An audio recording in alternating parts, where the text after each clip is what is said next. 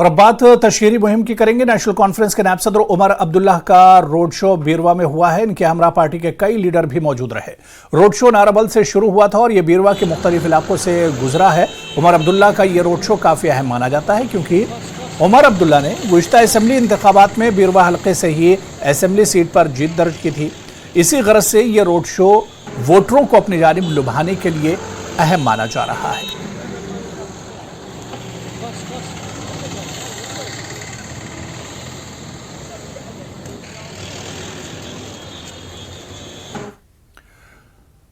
लोगों को बीजेपी का उम्मीदवार चाहे या बगैर बीजेपी का, ये कहना है उमर अब्दुल्ला का।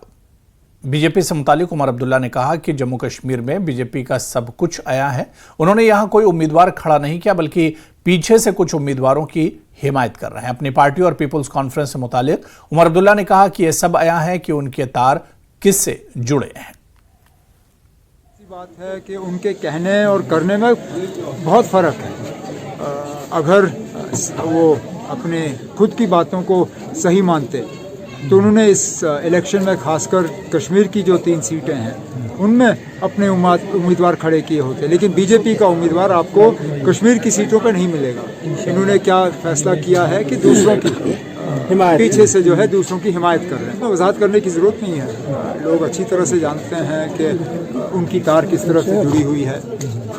वो खुद अब अपनी तकरीरों में इस चीज़ को तस्लीम करना शुरू कर रहे हैं कि वो बीजेपी हैं और बीजेपी के साथ उनका रिश्ता है। तो अब हम लोगों को सिर्फ ये फैसला करने पे गुजारिश कर रहे हैं कि वो फैसला करें, उनको बीजेपी का उम्मीदवार चाहिए, उनको अपना उम्मीदवार चाहिए। नेशनल कॉन्फ्रेंस के बारामूला पार्लिमानी नशिस्त के उम्मीदवार और पार्टी के नायब सदर उमर अब्दुल्ला का बीरवा कंस्टिट्यूंसी में रोड शो हुआ। उमर अब्दुल्ला ने काउसा, कान्हामा, मागाब में जियारत पर हाजिरी दी। एनसी ने रसू, बडगाम, ज़ेरहार, चायरा, पेटमा खमा, रिटसन और बीरवा के दीगर इलाकों में भी रोड शो किया। इनके हमरा बीरवा कंस्टिट्यूंसी के इंचार्ज डॉक्टर मोहम्मद शफी और दीगर लीडरान मौजूद रहे। उमर अब्दुल्ला का ये रोड शो काफी अहम माना जाता है क्योंकि उमर अब्दुल्ला ने गुज़िश्ता असेंबली इंतखाबात में बीरवा से ही असेंबली सीट में जीत दर्ज की थी।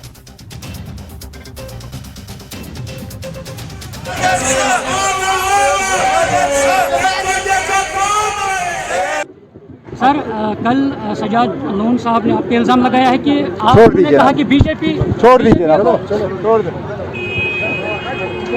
कोई बात नहीं करनी है। तो आप देख सकते हैं कि उमर अब्दुल्ला को हमने सवाल पूछा था, जो सजाद गनी लोन साहब ने बताया था कि वो दिखाएं और बताएं कब उन्होंने कहा कि मैं बीजेपी हूं, और अब उमर अब्दुल्ला ने उस पर जवाब देने से इनकार कर दिया है। और आप देख सकते हैं उमर अब्दुल्ला को जब हमने सवाल पूछा है कि सजाद गनी लोन ने कल चैलेंज दिया है उमर अब्दुल्ला को कि वो इस सवाल का जवाब दे कि उन्होंने कब बोला है कुपवारा में कन्वेंशन में कि मैं बीजेपी के साथ हूँ, वो फुटेज दिखाए और वक्त बताएं। और उन्होंने चैलेंज कर दिया है कि अगर उमर अब्दुल्ला वो दिखाएं तो मैं उसे माफ़ी मांगू। मगर उमर अब्दुल्ला ने जब भी हमने इनसे सवाल पूछा तो उन्होंने इस जवाब देने से इनकार कर दिया है। न्यूज़ 18 जम्मू कश्मीर के लिए मैं मुनीर हुसैन खुर्रा। जम्मू कश्मीर पीपुल्स कॉन्फ्रेंस के चेयरमैन सज्जाद लोन ने श्रीनगर में अपनी रिहाइशगाह पर प्रेस कॉन्फ्रेंस का इनेकाद किया। उन्होंने उमर अब्दुल्ला पर सख्त तनकीद की और कहा कि उमर अपने बयानात से मीडिया और लोगों को यह कहकर गुमराह कर रहे हैं कि मैंने मुखातिब किया है कि मैं बीजेपी की हिमायत कर रहा हूं। उन्होंने कहा कि हम पहले उमर अब्दुल्ला को टूरिस्ट कहते थे, अब हम इसे टरबाज कहेंगे। हम ECI से अपील करते हैं कि उमर अब्दुल्ला के बयानात पर नजर रखें। उमर सिर्फ गलत बयानबाजी कर रहे हैं। मुझे बहुत पहले यकीन था कि बीजेपी कश्मीर में कोई उम्मीदवार खड़ा नहीं करेगी। ये 2019 के नताइज के बाद उनके लिए अखलाकी रद्द अमल होता। उन्होंने कहा कि बीजेपी ने कुछ मुस्लिम लीडरों को किराए पर ले लिया है। उन्होंने उमर और फारूक अब्दुल्ला की तरफ इशारा किया। उन्होंने कहा कि JK-PCI आने वाले दिनों में शुमाली कश्मीर में सबसे बड़ी रैली निकालेगी। अब यह है कि उमर अब्दुल्ला साहब का मानना है कि खुदा ने उनको माफ कर दिया, तो सर्टिफिकेट लाए हैं वो ऊपर से कि उनको माफी है, बाकियों को माफी नहीं है। बीजेपी कश्मीर में पेरिफेरियल है। बीजेपी को लास्ट पार्लियामेंट इलेक्शन में नॉर्थ कश्मीर से 1% और श्रीनगर से 0.25% वोट आया। अब जैसे हमें 23% वोट आया। PDP को भी शायद नॉर्थ से लगभग 18% वोट आया, राइट? नहीं, 16% वोट आया। तो मीन्स के उनका कहना है कि जो 50-60% वोट है, जो 1% बीजेपी है, उनका जो प्रॉक्सी है वो 60% का है। अब मैं आपको बता दूं, मुझे अंदाजा था 1 साल पहले कि जब भी यहां पार्लियामेंट होगा बीजेपी कैंडिडेट नहीं उठाएगी। वो इसलिए कि 2019 के आर्टिकल 370 हटाने के बाद ये इनका पहला इलेक्शन होगा। सुप्रीम कोर्ट में क्या हुआ, पार्लियामेंट में क्या हुआ, लेकिन कश्मीर में ये पहला उनका मॉरल एक्सेप्टेंस या मॉरल रिजेक्शन होता। बच्चे को भी पता थी कि ये इसमें कैंडिडेट नहीं उठाएंगे, बिकॉज अगर इनको फिर वो 1% आता तो that would have mean moral rejection. तो इन्होंने बड़ी चालाकी की, इन्हें कैंडिडेट ही नहीं उठाया। अब पूरे हिंदुस्तान में काफी मुसलमान बीजेपी ने रेंट पर लिए हुए लीडर हैं, जो वो बयान देते हैं जिससे उनको हेल्प होता है। बाप बेटा भी रेंट पर है, पार्टली रेंट मिलती है और पार्टली की जेल से बाहर रहना है, केस बड़े हैं करप्शन के। अब यही उमर अब्दुल्ला साहब, जो भी एंटी एनसी वोट होगा, जो कि लगभग अब की बार 75 से 80% होगा, उसको बोलते हैं ये बीजेपी का वोट है। याद रखना, यही बीजेपी कल बोलेगी कि उमर अब्दुल्ला का बयान लिख लो, जो हमारे खिलाफ थे, इसके खिलाफ थे, वो सब बीजेपी के साथ थे, which means a moral acceptance कि 370 को जो हटाया, कश्मीरी ने उसको एक्सेप्ट किया हुआ। It's a shameless thing. मैं नाम नहीं लेना चाहता उन लीडरों का जो रेस्ट ऑफ द कंट्री में रेंट पर हैं। नाम आपको भी पता है, जो वोट काटते हैं, तोड़ते हैं, रेंट पर हैं, उनका काम कर रहे हैं। वरना तो ये बड़ी उनके लिए मुश्किल थी, जब वो उठाते 1% वोट आता, 2% वोट आता, तो क्या मुंह दिखाते। But he is there to defend for that is it, that's as simple as that. आपकी इत्तला के मुताबिक अब तो मोहब्बत जी को भी उसने एंटर कर दिया उसमें। अब तो हम अकेले नहीं रहे। जब वो बाकी लोग लड़ने आए, क्या उनको नहीं एंटर किया? किसको नहीं छोड़ा? अच्छा आप मुझे बताओ एक पार्टी जिसको इन्होंने बीजेपी नहीं बोला, आप बताओ। चलिए, एक कांग्रेस के बगैर किसको इन्होंने बीजेपी नहीं बोला?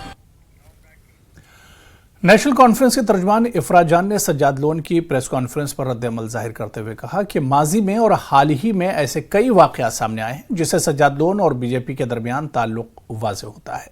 उन्होंने कहा कि सज्जाद लोन अपनी हार को देखकर घबराए हुए हैं, इसलिए उमर अब्दुल्ला के खिलाफ गैर मुहज़्ज़ब बयान का इस्तेमाल कर रहे हैं। लोन साहब एक बड़ी न्यूज़ चैनल को इंटरव्यू देते हुए कहते हैं कि उनका दिमाग छोटा है, उनका दिमाग बहुत बड़ा है, और वही थे जिन्होंने पीडीपी और बीजेपी का अलायंस बनाया, जो इसके प्लानर थे। तो क्या वो भी झूठ है? वो कहते हैं जब उन्हें मिनिस्टर बनाया गया, बीजेपी ने उन्हें एज अ रिवॉर्ड मिनिस्ट्री दी, क्या वो भी झूठ है कि उन्हें बीजेपी ने मिनिस्टर बनाया? उसके बाद जब पैलेट्स चलाए जाते हैं हमारे बच्चों पे, सजाद गनी लोन साहब असेंबली में और एक बहुत बड़ी न्यूज़ ऑर्गेनाइजेशन को फिर से 2 बयान देते हैं, जहां वो कहते हैं पीएसए चलाना, पैलेट्स चलाना ज़रूरी है क्योंकि ये एक नॉन लीथल वेपन है। तो क्या वो बयान भी झूठे हैं? उनकी सरकार में, जिसमें सजाद गनी लोन साहब मिनिस्टर रहे, वो कहते हैं उनकी सरकार में सबसे ज़्यादा पीएसए लगाए 2016 में, क्या वो भी झूठ है? उसके बाद अगर आप देखेंगे, जो तरुण चुग साहब हैं, जो बीजेपी के सीनियर लीडर हैं, वो कहते हैं सजाद गनी लोन साहब को बीजेपी के कोटे पे मिनिस्टर बनाया गया था। तो क्या तरुण चुग साहब भी झूठ बोल रहे हैं? उसके बाद 2018 में वो चिट्ठी लिखते हैं हमारे गवर्नर साहब को, उस वक्त के गवर्नर साहब को, और कहते हैं कि मेरे पीसी के 2 एमएलए हैं और पीडी और बीजेपी के मेरे पास 18 एमएलए हैं, मेरे 2, बीजेपी के 18, मिल के हम एक सरकार बनाना चाहते हैं बीजेपी के साथ। क्या वो चिट्ठी भी झूठ है? उसके बाद 2018 में राम माधव साहब यहाँ आते हैं और एक 3rd फ्रंट बनाने की अनाउंसमेंट करते हैं। उस 3rd फ्रंट में साफ साफ तौर पे बोलते हैं सजाद गनी लोन उस 3rd फ्रंट का पार्ट है। तो क्या राम माधव साहब भी झूठ बोल रहे हैं? अभी हाल ही में तरुण चुग साहब बीजेपी के दिन दहाड़े मीटिंग करते हैं सजाद गनी लोन साहब के साथ और अल्ताफ बुखारी साहब के साथ। तो क्या वो वीडियोस भी झूठे हैं? उसके बाद दूसरे ही दिन अल्ताफ बुखारी साहब अपना सपोर्ट जो है उनको दे देते हैं। तो क्या अल्ताफ बुखारी साहब भी झूठे हैं? अवामी